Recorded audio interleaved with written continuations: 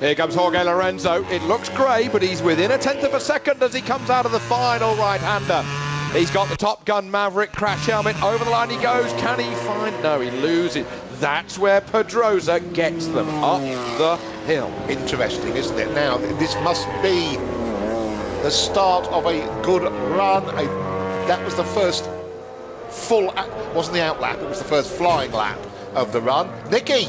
Yeah, we were looking at Juan Martinez on the left-hand side of that Works Ducati garage. Chief engineer Giuseppe Gibernau, who, by the way, was the last Honda victor here. 2004. Do not adjust your set. Oh, Nicky, have you gone wide? Oh, my goodness me, you're on a PB. It dropped a little at the third. You're going to find some space. There goes Colin Edwards through. And will he be able to get another flying lap? Yes, he'll get this one and another one. Yeah. Well, just like Valentino, it's a team of two world champions. You can't accuse them of not trying, can you? Simoncelli at the first split is on a personal best, only 300ths off. Long lap, long way to go. Nicky saying he's going to get out of the way of Bautista. It's all pretty static at the moment. Nobody's on an absolute banzai. Carol Abraham back out on track on his second machine. He's lost one already. He's coming up the hill, I believe it is, making space for somebody. Carroll, I believe, is on an out lap. No, he's not. He's on his first flyer. All sorts of people trying to find space. Ben, that's Loris Capirossi. Always involved in this sort of stuff. Like a 1-2-5 session, Julian. It is. Oh, he's closer. Right on the case. But he'll lose up the hill. He will lose up the hill. Yes, sorry, he's at the second split, not the third. Yep. Can he hold 300? That's the question now. Can he hold it, Toby? I think not, unless he can do one hell of a last couple of corners. And Simoncelli's lap is looking like a good at last. If this goes red, that's a hell of a lap from Lorenzo, and it isn't. He loses it up the hill. There's more body, there's more weight to move for the motorcycle than Pedrosa. It's only a few hundredths, though, he's lost this time. Simoncelli, half a second off. That's the third checkpoint. There's a lot of Marco to pull up the hill. An awful lot. And the body. As he comes over the line, fifth position. Rossi goes seventh. Who was doing the leading there? Interesting. Rossi, 0.8 slower than Pedrosa. That is respectable. That is respectable. And how much? Depunier's down, Julian, from third from the back, but he's okay. He's through the gravel, glove off, helmet off, straight to motorhome. That would be my advice. How many crashes has Depunier had this year? We've had a few crashes in this session, Julian. People are pushing it. They are. It's a green track. Don't forget, it was washed clean overnight by the rain. Maybe a little less grip, just a little less grip left than they're expecting. Stoner on a personal best, he's in touch. Stoner is 0.45 back of Pedrosa in third at the line. That is a big difference. He's in touch at this third split as he hoves into view. His teammate Pedrosa is going to come over the line first. He won't improve, but he's got another chance for a lap. Stoner comes over the line, improves in time, but not a position. He makes it even tighter on the front row, from half a second covering the top three to 0.2 of a second covering the top three. And then, as usual, there was a third of a second back to the usual suspects. He was pushing even on the exit, Julian, of that horseshoe right-hander. This is going to be bonza for Stoner. That's the word you're searching for. There's Simoncelli and Rossi, with Capirossi tailing them. Pedrosa's on a quickie. So's Rossi. Personal best to the halfway.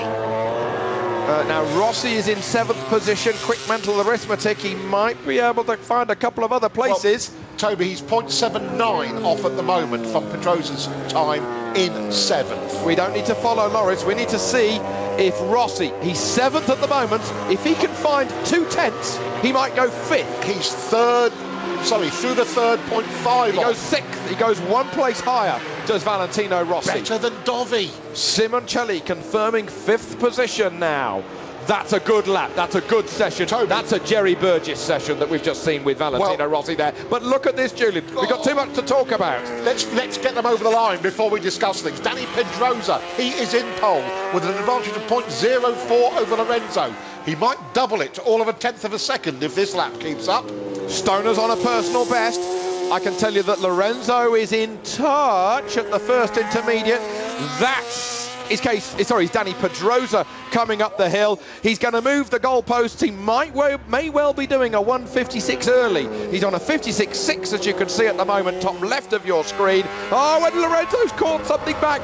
A real finale that we've got at the end of this session. And Stoner hasn't. Stoner's lap's gone away too far for him to influence the top two. Pedrosa's going to take another pole position here, but it's now down to the last 30 seconds of Jorge Lorenzo's lap. Can he topple Danny Pedrosa, just as Lorenzo did at Laguna? A surprise pole position last time. Can he do it now? And Danny lost time up the hill. He did not increase the advantage in this final sector. That's surely too much. Surely too much. We're riding on board with the reigning world champion, Jorge Lorenzo, victor of this Grand Prix last year. A runaway victory by 5.5 seconds, but in qualifying, he was third on the grid. He's going to be second at the moment. He's 0.1 back. Can he claw back time? Don't think he can. If he can, it's a miraculous lap. Jorge Lorenzo will start from second. Danny Pedrosa takes his first pole position of the 2011 season.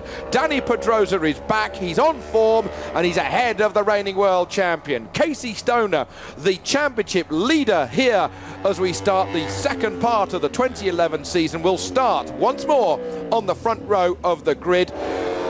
The second row will be headed by Ben Spies from Marco Simoncelli and Valentino Rossi, who surely, up there with Pedrosa, is one of the laps of the weekend.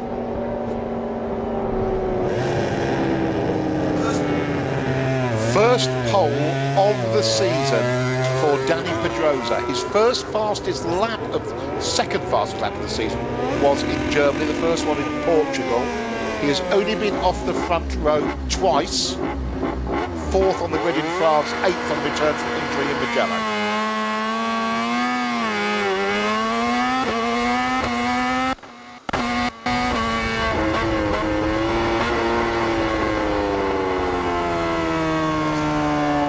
What it must be like to ride these prototype MotoGP machines, 150 kilos, probably putting out more power now than the end of the 990 days or the raw horsepower that they had about a couple of years into the 990 days, cracking on 235. What kind of horsepower are the 1000cc bikes going to push out next year? What kind of speed are the 1000cc 151 or 2 kilo bikes going to do next year down the straight at Catalunya or Mugello, Julian? But they've still got to use only 21 litres of petrol, Toby. But they're 6-7 years further on than the end of the 990s. The human brain and those technical brains, and there are thousands of them, are better than the FIM rule makers. I think that applies to most sports. Exactly. They will be pushing a bow wave of air. They will be surfing almost as they go down the home straight at Mugello next season with the 1000cc Honda.